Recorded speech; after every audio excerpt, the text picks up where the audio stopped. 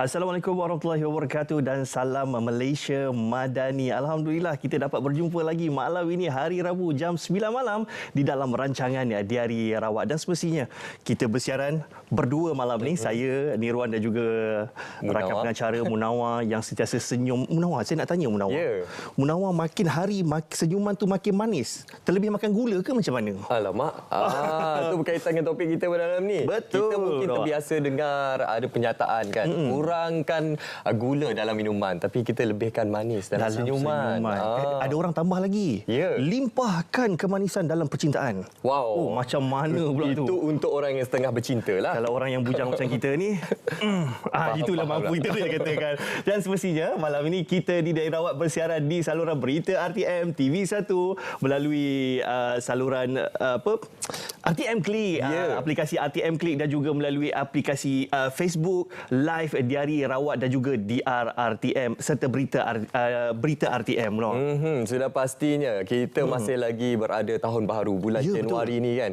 Sudah pastinya azam tahun baru kita masih lagi berkobar-kobar. Saya yakin kebanyakan kita berazam untuk menjadi lebih sihat, untuk menjadi lebih kurus, untuk mencapai berat badan yang ideal. Tetapi yang jadi masalahnya Nirwan, ada satu bahan dalam makanan dan juga minuman kita ni walaupun saiznya kecil, kuantitinya kecil, tetapi kalau kita ambil secara konsisten, secara berlebihan setiap hari, ianya akan bawa kemudaratan kepada kesihatan kita. Bukan itu saja Munawar. Kalau kita lihat rata-rata di social media penuh dengan hashtag no carb, no sugar. Betul ke no sugar?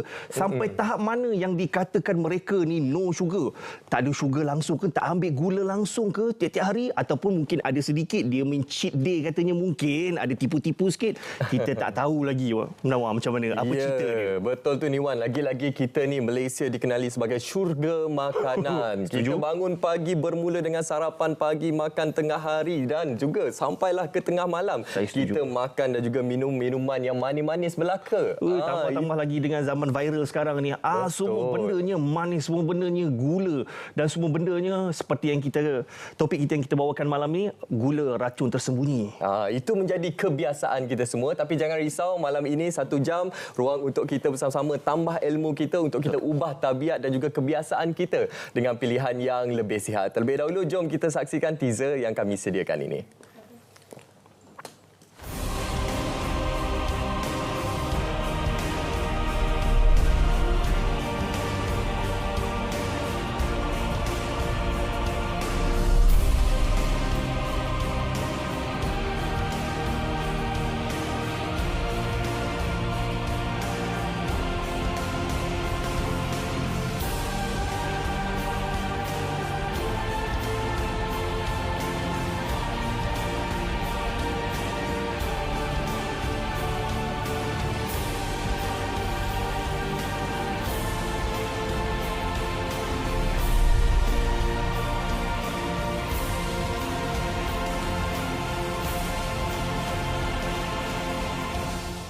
Okey, itu topik kita pada malam ini, gula racun tersembunyi. Sudah pastinya bukan saja kita bersiaran di TV1 saluran berita RTM, malah anda juga boleh berinteraksi bersama kami di Facebook rasmi kami Berita RTM. Tetamu kita pada malam ini bukan biasa-biasa ni, Wan. Betul. Kita baru saja stok dia punya TikTok dia tadi, pelbagai tips dan juga education, pendidikan yang diberikan berkenaan dengan gula. Jadi malam ini untuk membincangkan topik gula racun tersembunyi, kita bersama dengan Dr. Norman Norawi, Perunding Kesihatan Perubatan Nutrisi. Assalamualaikum Doktor. Waalaikumsalam. Terima kasih kerana sudi bersama dengan Diari Rawat malam ini. Alhamdulillah, terima kasih jemput saya.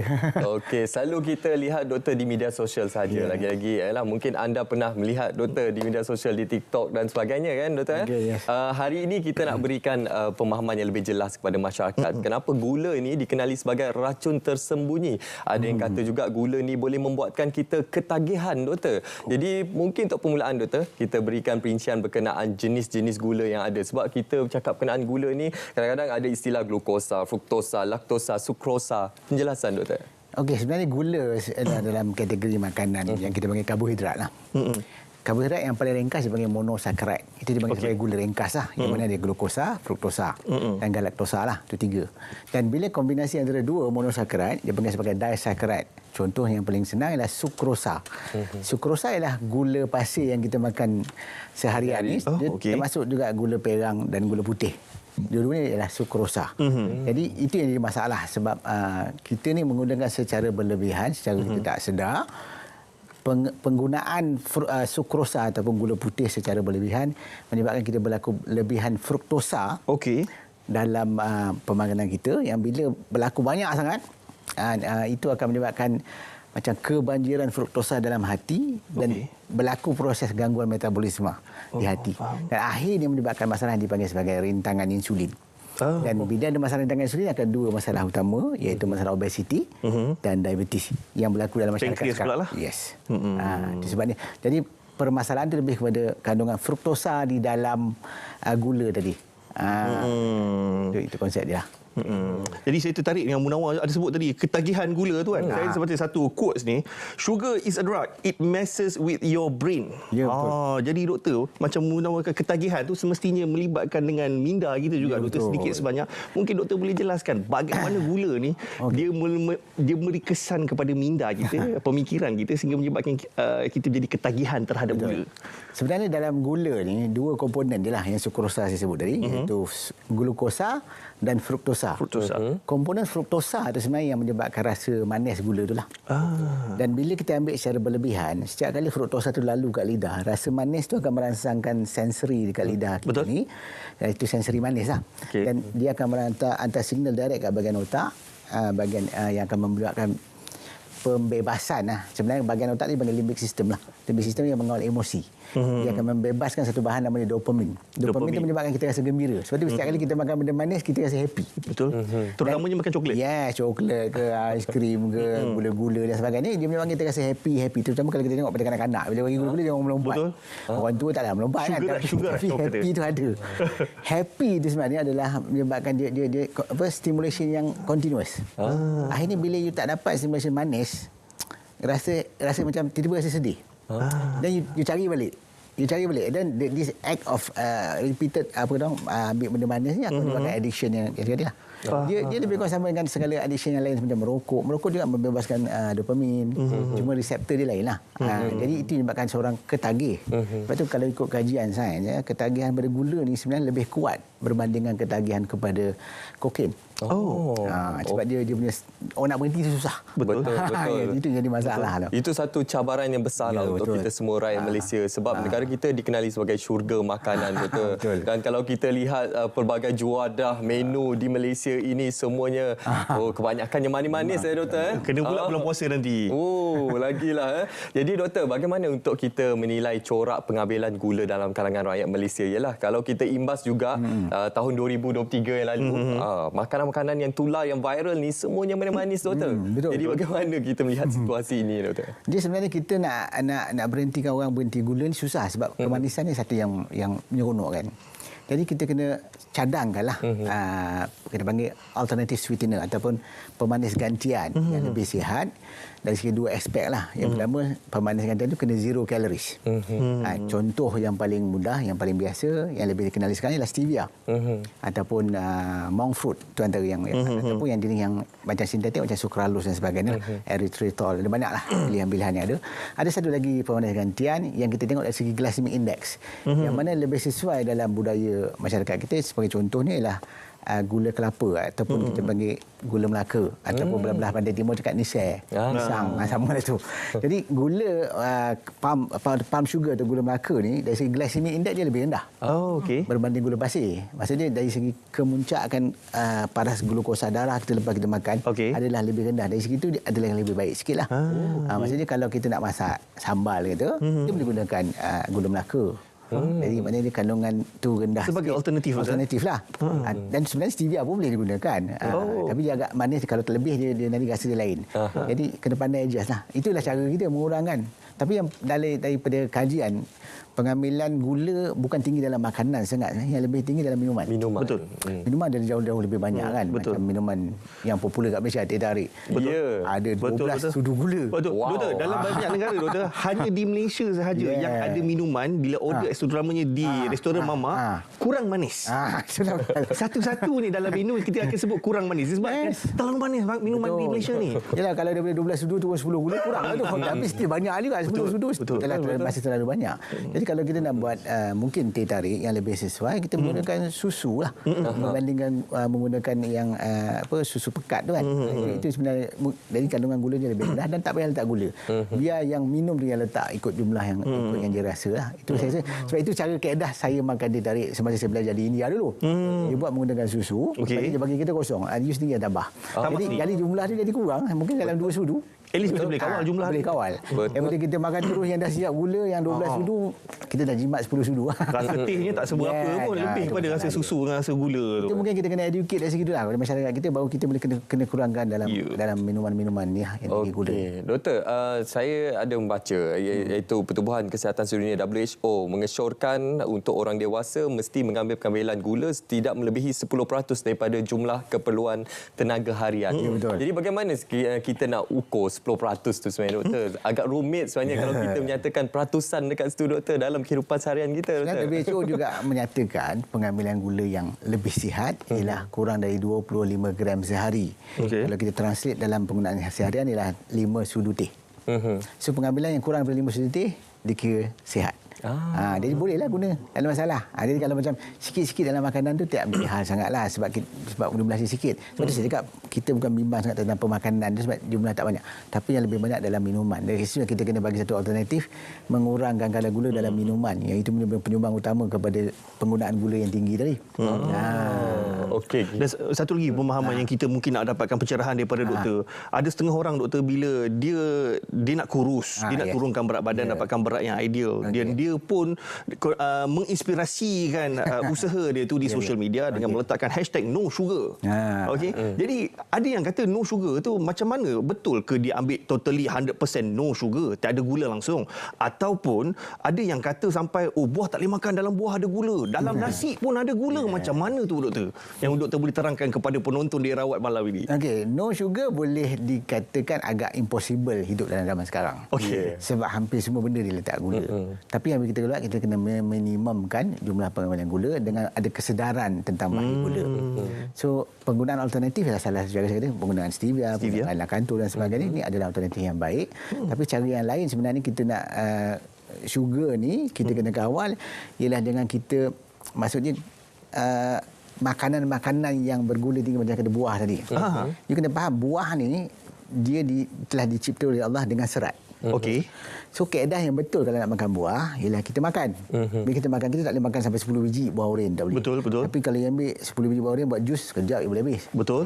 Di situlah kita faham cara, teknik. Jadi kalau you menjuskan buah dan minum, itu akan menyebabkan kita berlebihan.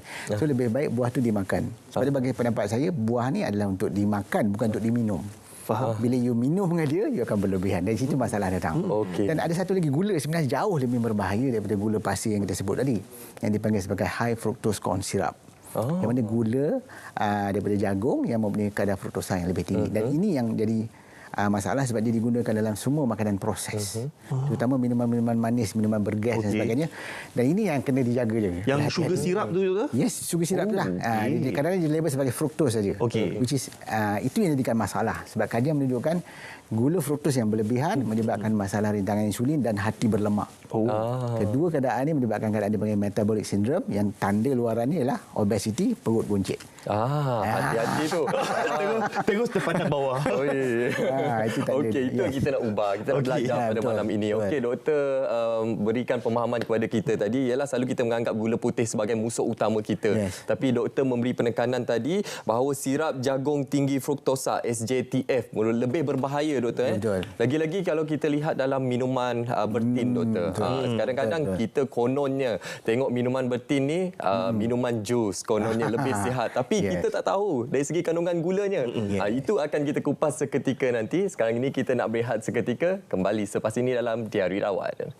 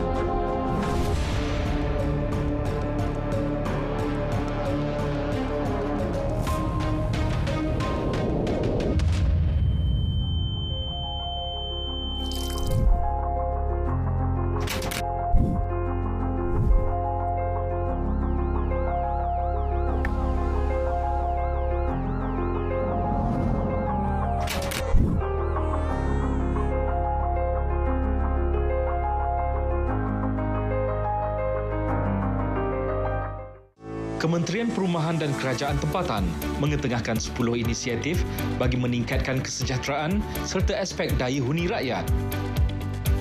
Inisiatif penyediaan rumah mampu milik, penyelenggaraan dan penggantian lift usang di program perumahan rakyat dan perumahan awam, penarafan bandar pintar, My Kiosk Niaga, tandas awam bertaraf bersih, menawan dan wangi. Inisiatif penyelenggaraan rumah ibadat bukan Islam seluruh negara. Balai-balai bomba baharu 2023. Penggunaan helikopter Emergency Air Ambulance Rescue Services (EMARS). Penutupan hotspot sampah haram. Dan peningkatan penyampaian perkhidmatan melalui Ease of Doing Business. Kerajaan Madani komited dalam menambah baik infrastruktur bagi kesejahteraan dan pembangunan negara. Islam itu menekankan keperluan menjaga kesehatan. Tapi Malaysia nombor 1 dari segi penyakit kerana menelan, menghirup gula berlebihan. Kita perlu lihat bukan hanya gula putih kita ambil ni, tapi kita perlu lihat gula-gula yang tersembunyi. Contohnya kalau kita ambil makanan-makanan bertin, dalam tu dah ada gula dah. Kita ambil pula sos cili, sos tomato dan sebagainya, dalam tu pun dah ada gula. Kita pergi pula dekat kedai nasi kandar, makan pula yang berkuah-kuah semua kan, dalam tu pun dah ada gula tambahan.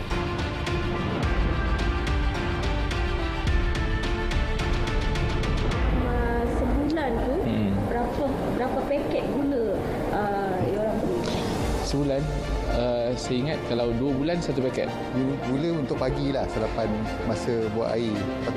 Petang kita kena masak air. Pengambilan gula kita kawal dengan mengurangkan dalam kandungan minuman. Ajar untuk minum minuman yang manis, maka dia akan menjadi kebiasaan kehidupan je lah. Tapi kalau daripada awal kita untuk minum minuman yang tak manis, okeylah, tak ada masalah.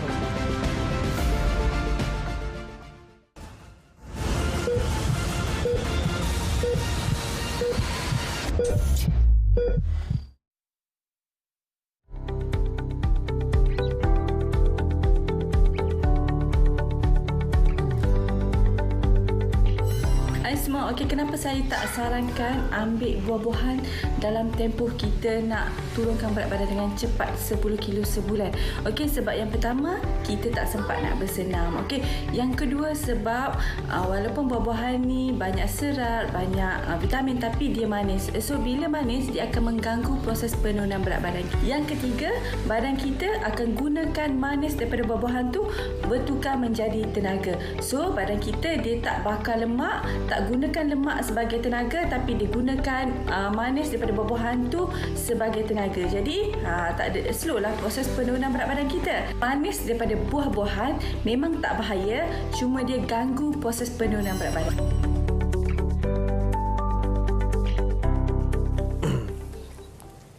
Okey, kita dah saksikan antara tips yang telah dikongsikan oleh salah seorang tetamu kita pada malam ini. Selain kita bersama dengan Dr. Norman Norawi, kita juga bersama dengan Nur Fatma Nadia binti Nozula yang merupakan pempengaruh media sosial yang banyak berkongsi berkenaan tips-tips yang memberi inspirasi kepada masyarakat Malaysia. Okey, sebelum kita nak tanya Puan Nadia, terlebih dahulu kita nak sambung balik Doktor. Tadi soalan yang kita gantung tadi Doktor. Bagaimana sebenarnya? Yalah kita nak ketahui bagaimana dari segi pelabelan dalam minuman bertin ini, sebab seperti doktor nyatakan tadi, kadang-kadang minuman bertin ni lagi banyak kandungan gulanya berbanding dengan makanan dan juga sebagainya. Jadi bagaimana kita nak baca pelabelan tu doktor? Kita nak bantu masyarakat Malaysia ni ketahui gula dalam minuman tersebut dan gula tersembunyi doktor. Okey, sebenarnya sebab tu bila kita tengok label, selalu dia akan letak atas sekali ialah lemak. Dia akan letak kolesterol. Nombor 3 dia akan letak karbohidrat. Okay. Jangan terlampau fokus pada lemak dan kolesterol. Kita fokus pada nombor 3, which is karbohidrat. Jumlah kandungan berdasarkan total amount of, katalah berat produk tu 100 gram. Okey. Katalah gula dia 65%. 65 gram. That means 65%. Itu dah terlampau banyak. Itu maksud dia. Jadi kita nisbahkan kepada jumlah total tadi. Itu lebih fokus pada nilai gula. Dan kadang-kadang ada setengah produk dia akan tulis berapa jumlah gula tambahan.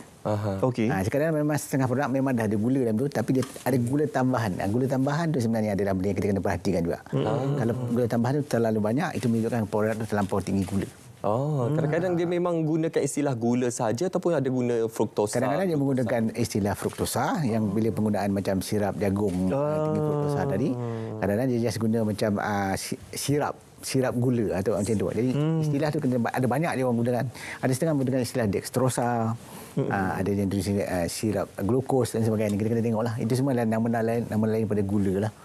Rupanya banyak yang perlu kita ketahui mengenai gula, terutama di dalam minuman bertin. Itu sebenarnya kalau tanya saya lah secara peribadi, itulah punca utama rakyat Malaysia semakin sihat. Bukan sihat yang sihat, tapi sihat membesar. Naik badan lah. Sihat badan naik. Dan sebenarnya bagi saya ramai yang masih lagi kurang sedar ataupun kurang tahu tentang pelabelan yang berada di dalam tin minuman dan juga tin macam contoh buah laici dan sebagainya kan. Jadi baik, kita nak bersama semula dengan Puan Nadia, pempengaruh media sosial yang bersama dengan kita, dan difahamkan Puan Nadia satu fakta yang menarik mengenai Puan Nadia, iaitu Puan Nadia pernah mengalami penurunan berat badan dari 80 ke 55 dalam masa 5 bulan. Wow, itu yang boleh saya katakan. Jadi boleh saya minta Puan Nadia untuk berkongsikan perjalanan ataupun journey Puan Nadia sendiri berkenaan dengan penurunan berat badan dan berkaitan dengan no sugar tu. Silakan. Okey, Assalamualaikum semua. Terima kasih kerana sudi menjemput saya pada malam ni. Okey, saya pada tahun 2022 berat saya naik sehingga 80 kilo pada tahun 2022 tu. Masa tu saya start sakit kaki dan susah nak jalan, susah nak solat. Jadi kita punya keyakinan diri pun drop sangat. So saya rasa nekat sangatlah masa tu nak turunkan berat badan sangat. Saya dah cuba untuk diet lah kan. Finally saya daripada apa yang saya dah belajar, sebenarnya saya dah cuba macam-macam diet lah. Gagal kan. Jadi saya belajar pasal macam mana badan kita bakal lemak. Lepas tu belajar sikit lah pasal protein, karbohidrat, serat kan. Dari situlah saya mula diet kat gula. So bila saya dah start diet kat gula tu,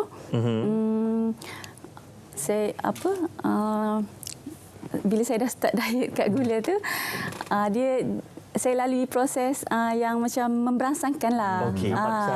Kesan tu cepat. Kalau sebelum ni saya diet, tapi dia macam kejap stuck macam tu kan.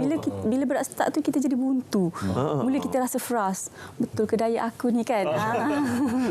Lepas tu bila saya buat diet kat sugar ni barulah betul-betul saya confident sebab setiap minggu timbang kita turun kan. Kita semangat setiap minggu turun semangat. Jadi saya teruskan sampailah saya berjaya capai target. Okey. Macam tu. Diet cut sugar untuk permulaan diet cut sugar ni adakah berhenti untuk mengambil pengambilan gula secara drastik ataupun secara beransur-ansur pada waktu tu? Macam saya memang buat secara drastik. Saya jenis saya buat jadual makan. Okey. Dari jadual makan saya tu saya banyakkan makan protein. So pagi protein dengan sayur, untuk tengah hari nasi sayur dengan protein, malam protein dengan sayur. So air manis tu memang saya tak ambil lah. Dan makanan manis, makanan proses semua saya memang tak ambil. Tak ambil langsung.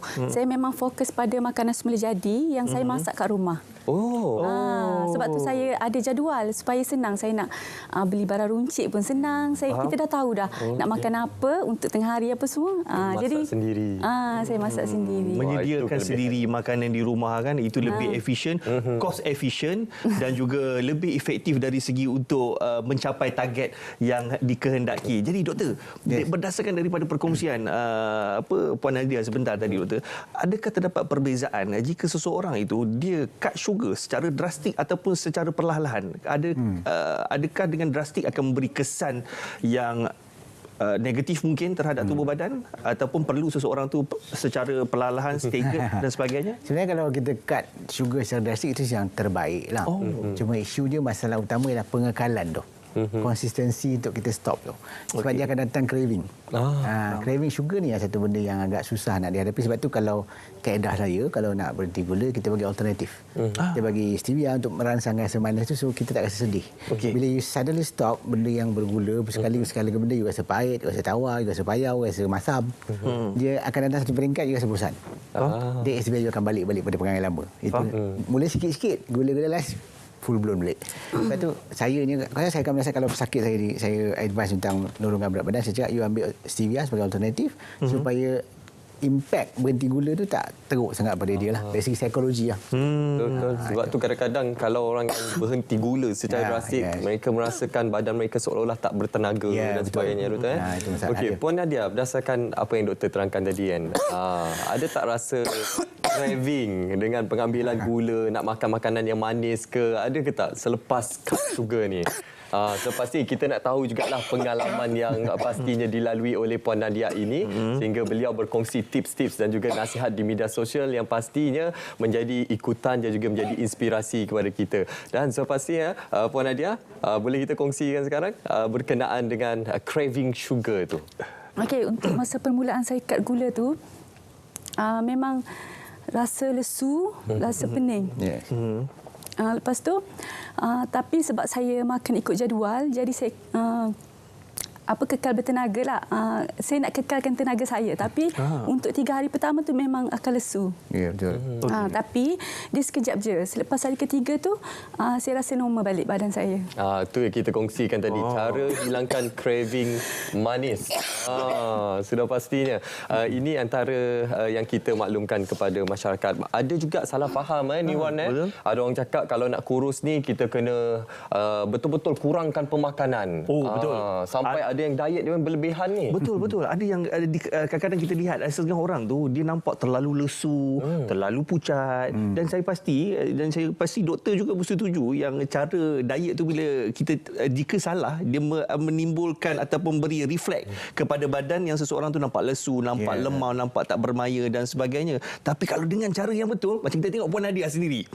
Dengan diet yang betul nampak bertenaga. Kena pula dia ada dia punya jadual makan, meal plan dan sebagainya. Betul. Kalau Puan Nadia tadi berat badan asalnya sehingga mencecah 80 kg ke atas dan berjaya mencapai berat badan ideal, kita sebenarnya lupa nak bagi tahu penonton ni. Doktor kita ni juga dahulunya ada perjalanan tersendiri. Doktor dulu berat badan paling tinggi berapa doktor? 98 lah yang saya pernah timbang. 98. Hampir 100 hampir 100 kilo.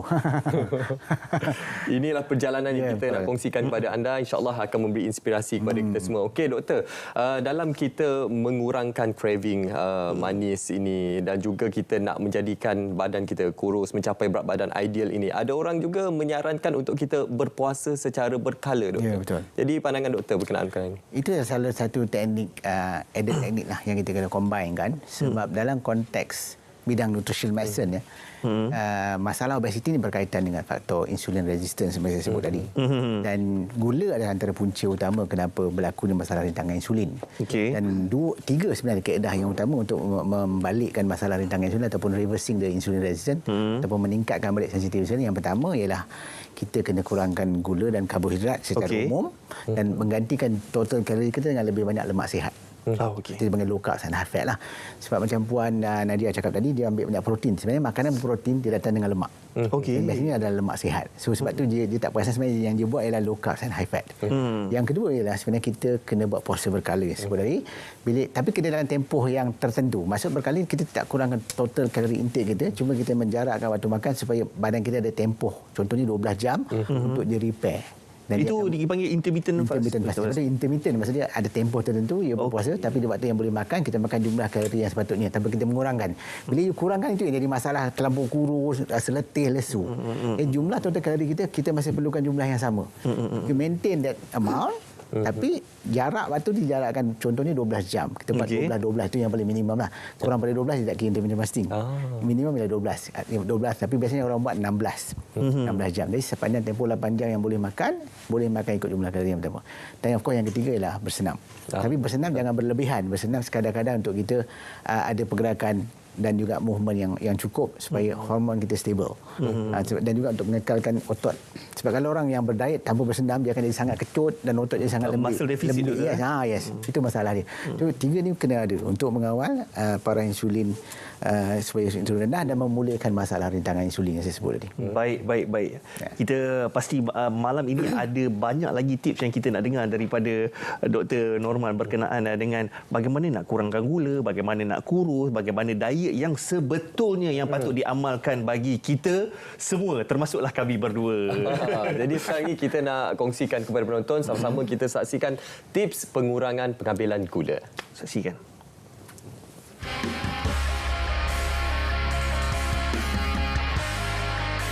Gula adalah karbohidrat ringkas yang membekalkan sumber tenaga segera yang mudah diserap oleh tubuh.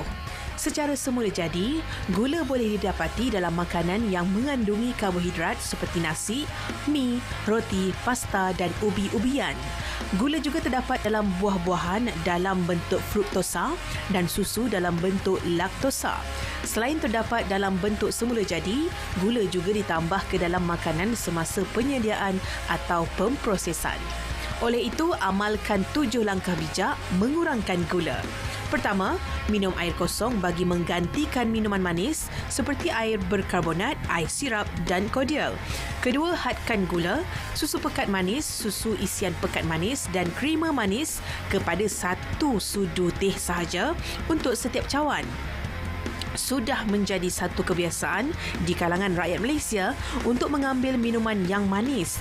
Berdasarkan kajian pengambilan makanan di kalangan orang dewasa Malaysia 2002 atau 2003, pengambilan gula yang ditambah dalam minuman di kalangan orang dewasa ialah sebanyak 7 sudu teh sehari, iaitu 4 sudu teh gula pasir dan 3 sudu teh susu pekat manis.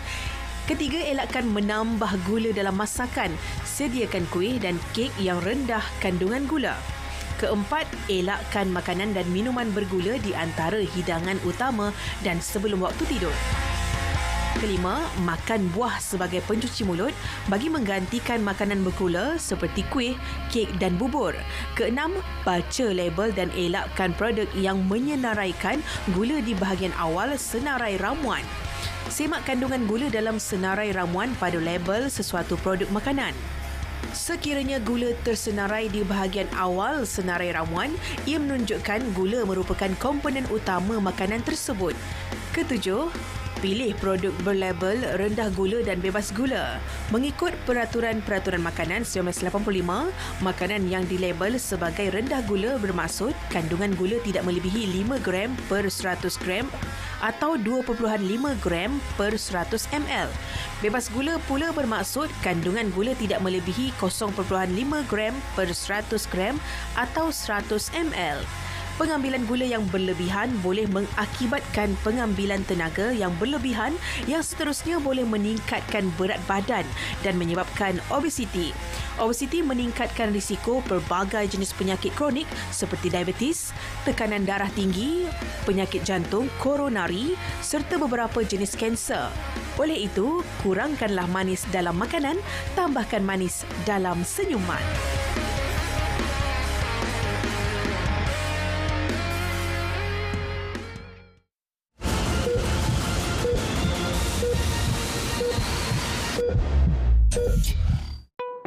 Ketahui tips keselamatan elektrik di musim banjir. Sebelum menghadapi banjir, tutup suis kelengkapan elektrik dan diikuti suis utama. Pindahkan kelengkapan elektrik ke tempat yang tinggi. Semasa menghadapi banjir, jangan petik suis, sentuh kelengkapan atau kabel elektrik dengan tangan basah. Jangan pegang struktur, tiang atau pagar besi. Jangan hampiri, berenang atau meredah air banjir berdekatan pepasangan elektrik. Jangan alih, baiki, uji talian atas elektrik yang putus atau jatuh ke tanah. Selepas banjir, tutup suis utama sebelum kerja-kerja pembersihan dilakukan. Pastikan kelengkapan elektrik kering sebelum digunakan. Dan lantik kontraktor elektrik berdaftar dengan Suruhanjaya Tenaga. Hai. Untuk maklum balas, klik pada butang maklum balas. Hanya dengan 2 langkah mudah untuk membuat aduan atau maklum balas iaitu langkah 1, jenis aduan. Masukkan jenis, tajuk butiran, kategori dan lampiran sekiranya ada. Kemudian, masukkan maklumat peribadi anda seperti nama, nombor kad pengenalan, nombor telefon dan email.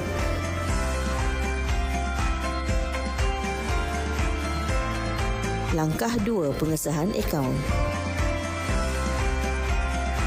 Anda perlu mengisi OTP yang diterima melalui email dalam tempoh 3 minit. Permohonan semula diperlukan sekiranya tidak menerima OTP dalam tempoh ditetapkan atau tamat tempoh pengisian.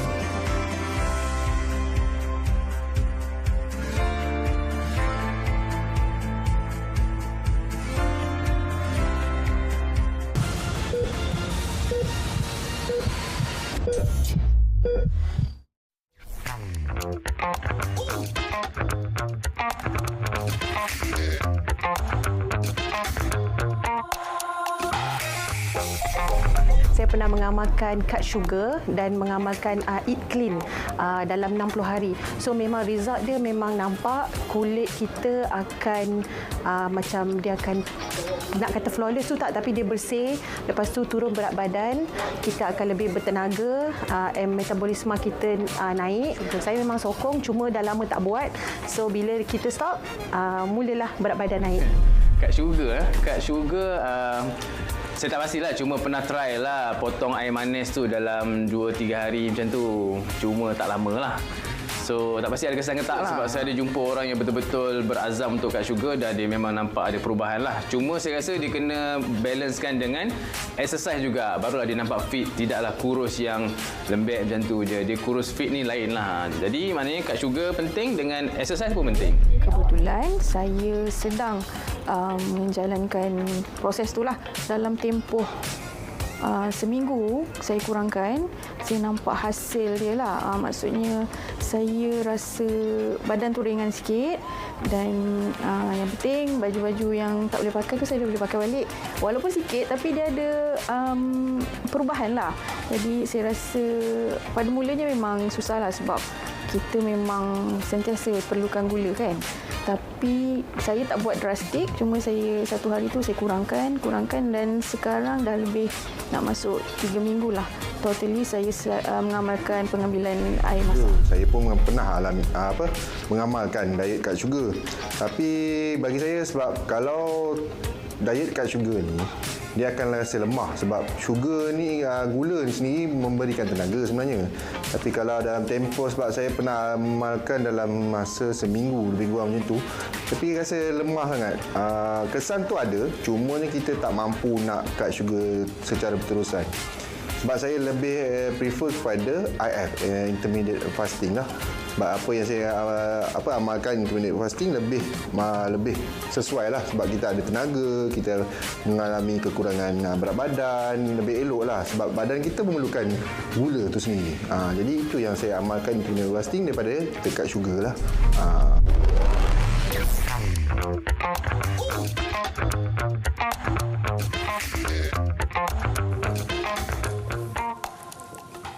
Itu dia perkongsian orang ramai berkenaan dengan cut sugar, tidak mengambil makanan manis ataupun minuman manis dalam pemakanan dan juga minuman seharian. Ada yang kata tadi Munawar kan, dapat pakai baju lama, yang dah lama tak pakai pun dah okey, alhamdulillah. Tapi sebenarnya rata-rata yang biasanya kita dengar kan, dapat pakai baju time menikah dulu pun alhamdulillah. Itu sebenarnya target yang biasa je kita dengar di social media. Dan malam ni masih lagi kita bincangkan topik gula racun tersembunyi. Kita masih lagi bersama dengan dua orang tetamu kita. Terlebih dahulu kita nak tanya dengan Puan Nadia terlebih dahulu. Pastinya ada cerita di sebalik perjalanan Puan sendiri untuk menurunkan berat badan. Jadi apa kisah yang ingin dikongsikan kepada penonton Puan? Kisah macam tadilah yang saya cerita, saya naik berat tu sebenarnya saya naik ni disebabkan saya pregnant lah. Oh, okey. Saya bila pregnant tu naik yang mendadak sampai 87 kilo masa tengah sarat. Dan lepas dah keluar baby, berat saya jadi 80 kilo lah. Yang tu yang jadi maintain lah kan, nak turunkan yang tu. So dari situlah saya masa ni masa inilah saya macam usaha nak berdiet tu dia macam selalu gagal. Tak jadi kan. Finally bila saya dah betul-betul faham pasal cut sugar, faham macam mana nak betul-betul cut sugar, baru betul-betul menjadilah diet saya. Kalau tak sebelum ni kita ingatkan kita dah cut sugar, kita tak ambil manis kan. Tapi rupanya dalam sos cili pun ada, kicap pun gula.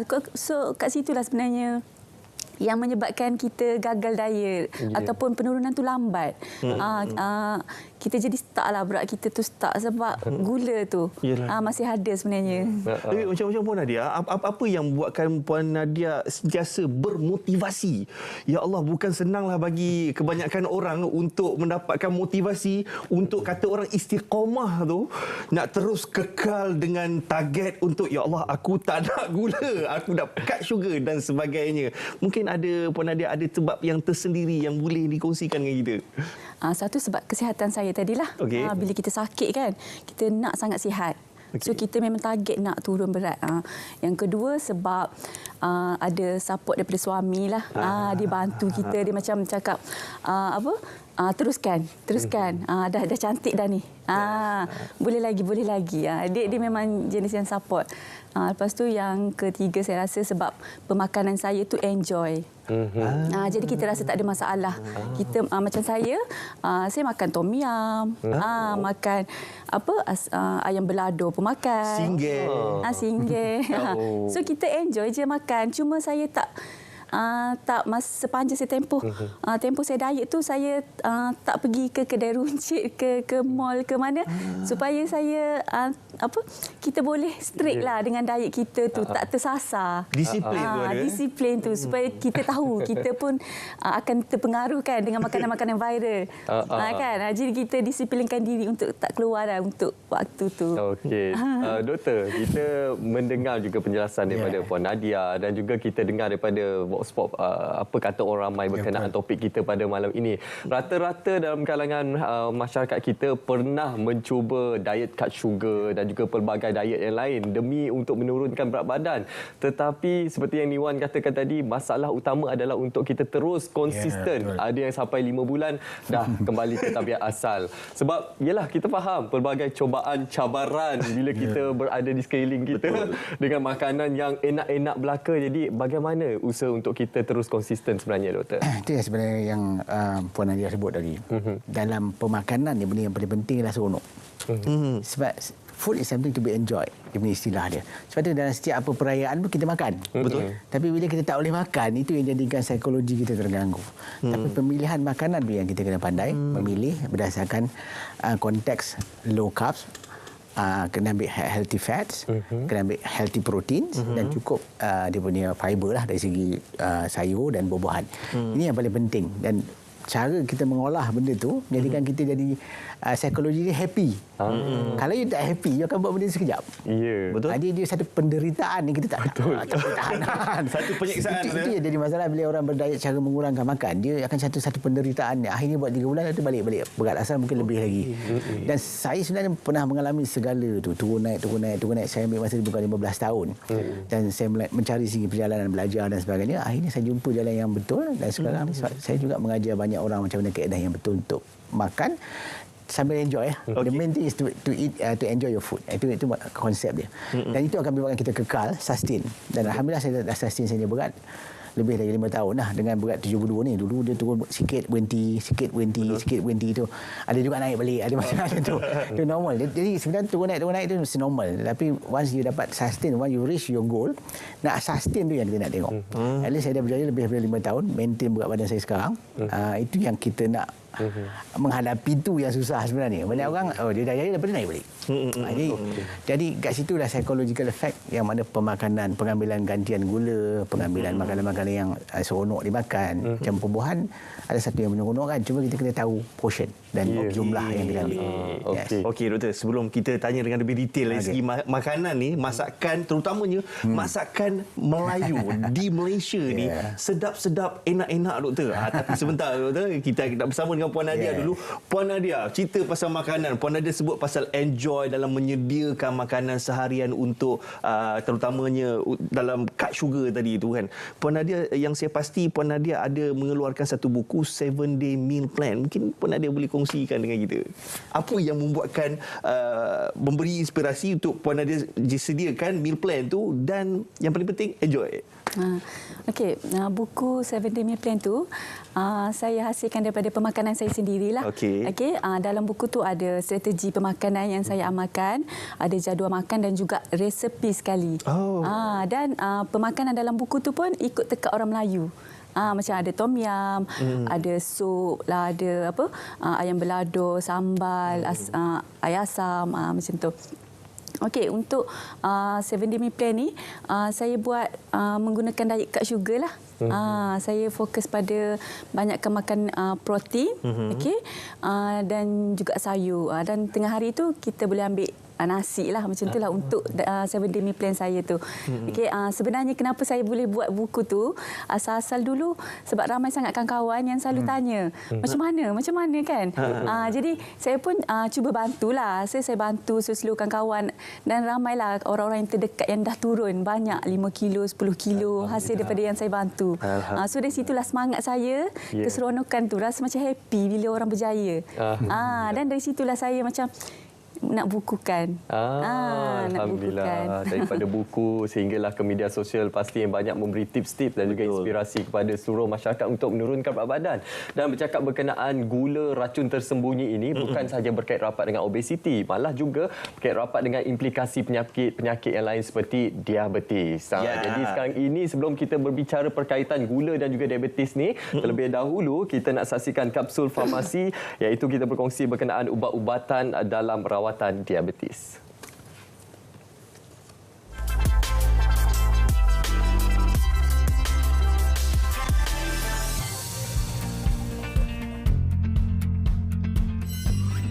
Hai semua, untuk episod kali ini saya akan kongsikan informasi berkaitan dengan ubat-ubatan dalam rawatan diabetes.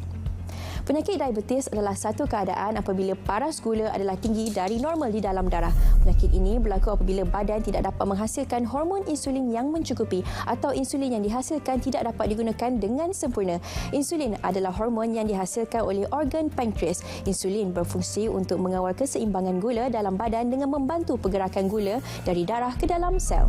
Makanan yang dimakan akan bertukar kepada gula dalam badan. Jadi, insulin akan membawa gula dalam saluran darah ke dalam sel dan tisu untuk ditukar kepada tenaga. Apabila kekurangan insulin, gula tidak lagi boleh dibawa ke dalam sel dan tisu, maka paras gula dalam darah akan meningkat. Hasil tinjauan Kebangsaan Kesihatan dan Morbidity NHMS mendapati 1 daripada 5 orang dewasa di Malaysia atau kira-kira 3.9 juta orang berumur 18 tahun ke atas menghidap diabetes. Ubat anti-diabetik merupakan ubat yang digunakan untuk menurunkan paras gula dalam darah ke paras ideal. Kawalan paras gula dalam darah akan mengurangkan risiko komplikasi diabetes. Terdapat 3 kumpulan ubat anti-diabetik, iaitu ubat oral anti-diabetik atau oral hypoglycemic agents OHA, glucagon peptide 1 GLP-1, reseptor agonis dan insulin. Masyarakat dinasihatkan untuk mendapatkan nasihat daripada doktor atau ahli farmasi sebelum memulakan sebarang rawatan. Doktor akan menjalankan beberapa ujian bagi menentukan status penyakit sebelum memberi sebarang ubat-ubatan. Memulakan rawatan seawal mungkin adalah langkah yang terbaik untuk mengelak berlakunya komplikasi. Rawatan yang diberi kepada setiap pesakit adalah berbeza mengikut keperluan dan keadaan pesakit. Diabetes tidak boleh disembuhkan, tetapi ia boleh dikawal dengan rawatan ubat anti-diabetik dan amalan cara hidup yang sihat. Pesakit diabetes akan diberi rawatan sama ada menggunakan ubat jenis oral, iaitu tablet, suntikan insulin atau kedua-duanya, bergantung kepada tahap kawalan paras gula seseorang pesakit. Jadi pesakit atau orang awam boleh menghubungi Pusat Panggilan Farmasi Kebangsaan National Pharmaceutical Centre NPCC di talian 1800 886722 dari Senin hingga Jumaat jam 8 pagi hingga 5 petang kecuali menjalani cuti umum sekiranya terdapat sebarang pertanyaan lanjut berkaitan ubat-ubatan. Dan jangan lupa ikuti kami di Facebook, Instagram dan TikTok. Kenali ubat anda untuk hebahan dan informasi terkini. Mereka yang mempunyai faktor risiko diabetes digalakkan agar menjalani pemeriksaan saringan bagi paras gula dalam darah sekurang-kurangnya sekali setahun. Ubat anti-diabetik adalah ubat untuk mengawal paras gula dan bukannya untuk menyembuhkan diabetes. Oleh itu, ia perlu diambil secara berterusan. Kepatuhan kepada pengambilan ubat anti-diabetik mengikut arahan yang telah ditetapkan terutamanya dari segi dos dan waktu pengambilan adalah sangat penting.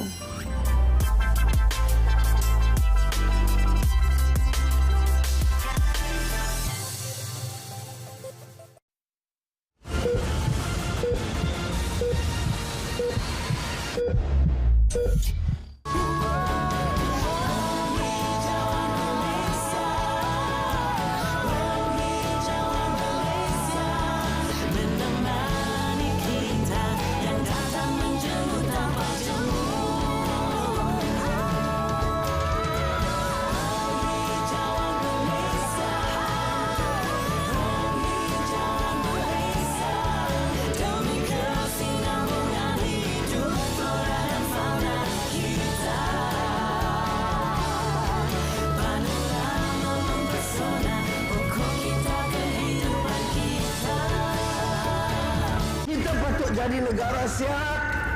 Islam itu menekankan keperluan menjaga kesihatan. Tapi Malaysia nombor 1 dari segi penyakit kerana menelan, menghirup gula berlebihan.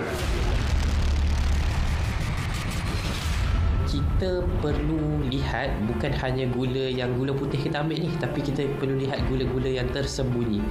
Contohnya kalau kita ambil makanan-makanan bertin, dalam tu dah ada gula dah. Kita ambil pula sos cili, sos tomato dan sebagainya, dalam tu pun dah ada gula. Kita pergi pula dekat kedai nasi kandar, bahkan pula yang berkuah-kuah semua kan, dalam tu pun dah ada gula tambahan.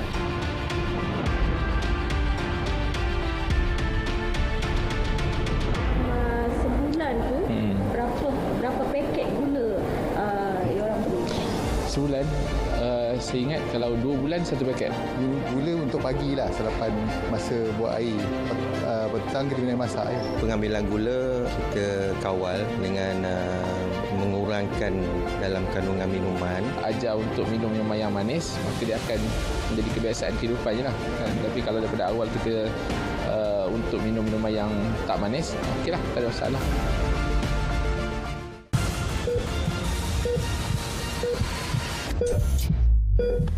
Baik penonton, kita masih lagi bersama dalam Diari Rawat. Sepasal topik kita pada malam ini, gula racun tersembunyi. Kita dah berada di ruangan terakhir sebenarnya ini, dan sepasal tadi kita dah lihat bagaimana perkongsian berkenaan diabetik, doktor. Jadi bagaimana untuk kita perkaitkan situasi pengambilan gula ini dengan obesiti dan juga diabetik, dan difahamkan juga doktor ada menulis buku berkenaan perkara ini, doktor. Betul. Sebenarnya masalah gula berlebihan ini dia menyebabkan masalah rintangan insulin yang akhirnya membawa kepada masalah diabetes. Sebab itu kalau kita tengok masalah kanak-kanak, obesiti kanak-kanak, childhood obesity, akhirnya kalau ikut statistik kajian, bila mereka dewasa, mereka akan mendapat diabetes. So perkaitan itu sangat kuat lah. Kalau kita tak kawal gula pada masa kanak-kanak, dia akan menjadi orang dewasa yang ada diabetes. Jadi situlah sebenarnya panduan pemakanan dengan cara yang betul untuk mencegah diabetes dan juga untuk merawat, memulihkan di peringkat awal. Sebab diabetes sekarang menurut berdasarkan kajian yang ada, kalau di peringkat awal dia boleh reverse, boleh dipulihkan supaya dia tak melarat, jadi lebih teruk. Jadi situlah pemakanan, kaedah tidak makan, puasa, kaedah bersenam, perkawalan stres itu penting. Dan sebab saya tulis buku. Tajuk dia ialah panduan pemulihan diabetes, obesiti, hipertensi dengan pemakanan. InsyaAllah. Itu dia. Oh, ini dia antara buku tulisan daripada doktor sendiri, gula racun putih. Itu antara topik yang kita bawakan pada hari ini untuk kita berikan pemahaman betapa bahayanya betul putih, betul. Gula ni sebenarnya banyak memberikan kemudaratan macam kata doktor tadi, daripada kebaikan kepada tubuh badan kita. Jadi Puan Nadia, Puan Nadia senyum daripada tadi. Puan Nadia, boleh Puan Nadia kongsikan sebelum dan selepas, sebelum Puan Nadia mulakan amalkan kad sugar tu dengan selepas, apa perbezaan dia? Everything, segala-galanya dari segi emosi, dari segi lifestyle dan sebagainya. Mungkin Puan Nadia boleh kongsikan. Saya rasa banyak yang sama je. Cuma beza dia bila kita kat gula ni kita memang akan rasa dia punya segar badan rasa best. Rasa ringan. Lepas tu perut tak buncit. Perut tak buncit. Selalu orang tanyalah macam mana nak kempiskan perut kan. Sebenarnya gula doktor kan. Betul. Gula lah yang buat kita buncit. Tapi perbezaan dia dekat perut kita kan. Dari segi pemakanan pun sebelum saya kat gula tu memang kita kuatlah makan gula ni. Macam lepas makan nasi rasa nak makan lagi. Tapi bila dah start buat diet kat gula, benda tu tak ada dah. Kita macam cukup lah. Kita makan, kadang-kadang kita makan sikit pun rasa dah kenyang. Dia dah terbiasa sebab kita dah start kat gula kan. Itulah daripada segi pemakanan dengan kalau fizikal, perut lah. Paling obvious sekali. Alhamdulillah. Okey, yang merupakan life proof ataupun bukti hidup. Termasuk juga doktor. Okey doktor, mungkin secara kesimpulan ingin kita sampaikan kepada masyarakat berkenaan topik kita pada malam ini, gula adalah racun tersembunyi doktor. Betul. Sebenarnya saya pun dah berhenti gula lebih 15 tahun. So saya dah mengalami segala pengalaman macam mana susah dia, macam mana akhirnya kita ribet balik-balik macam ni. Jadi sebab tu saya dah boleh tahu macam mana apa permasalahan yang kita hadapi bila kita berhenti untuk long term. Antara dia selepas 3 tahun kita akan mula craving balik sebab kita tengok orang minum. Sebab tu kena ada alternatif ni. So sebenarnya kalau penting kita kena tahu ilmu dia. Bagi saya ilmu dia yang penting. Dengan ilmu dia kita boleh guide cara hidupan kita, cara pemakanan kita. Dan sebab tu kena belajar lah. Dengan adanya social media sekarang, saya rasa kita boleh belajar dengan lebih mudah. Dengan handphone kita saja kita boleh belajar.